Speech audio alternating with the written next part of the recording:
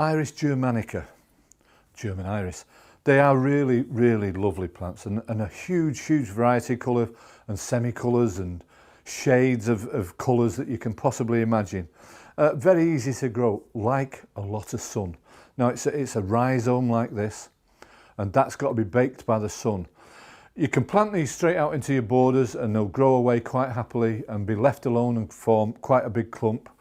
I'm as with most thing gardening, I want it now and I want it quicker. So I'm going to plant them in pots just to actually bring them on before I actually put them out in borders. A few pebbles. I've got these old decorative pebbles. Any sort of pebbles do just for the drainage, because they don't like to be waterlogged. Most plants don't. What they really want is a damp, moisture-rich compost, but not soaking wet. Now the roots come like this anchor roots, and the roots will automatically drag this plant down. This is where the feeding's coming from. The fine fibrous roots. The big, thick, fleshy roots are really the anchor roots. They hold it into the ground. Now they will go quite nicely on there. More compost in the bottom to cover those roots. Bear in mind that you hold the rhizome up all the time. Keep that, because that only goes on the very surface of the compost.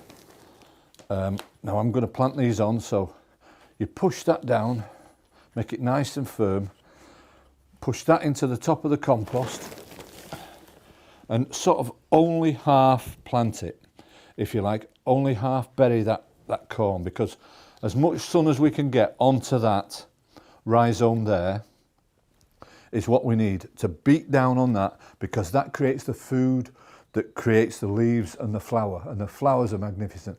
Beautiful bearded iris are in a clump are a joy to the eye. They really are, and the varieties and colours that they're bringing out now is endless. Iris are a great variety of plants. Whether you buy them and plant them in the autumn or in the spring makes no difference. If you're doing it in the autumn, just make sure you cover them over with a mulch just for the worst of the frost, but otherwise they'll both do very well.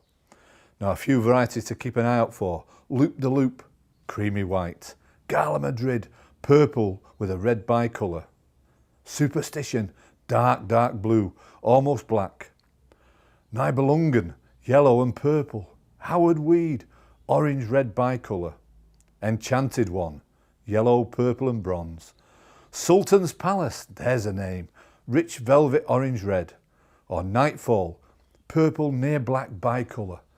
I tell you what, the variety really is endless for colour, but they're wonderful plants and they'll give you a joy for many years to come. Endless. And that's all you need to do with that. That'll root quite happily. It's end of Feb now. I'm going to grow that on, let the frost get by, let the ground warm up a bit.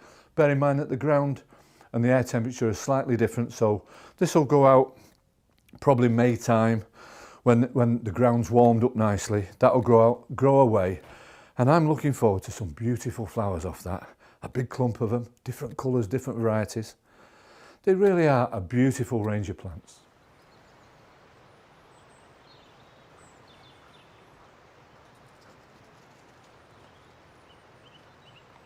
So 6 weeks on in the pot, and these Iris Germanica are going in.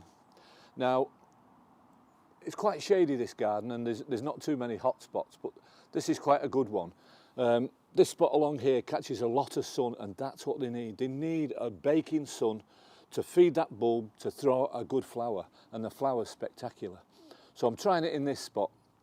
It might or it might not work, but I think it might. And when it does, the pictures are going to be spectacular. Fantastic. Iris Germanica, you can't go wrong for a show.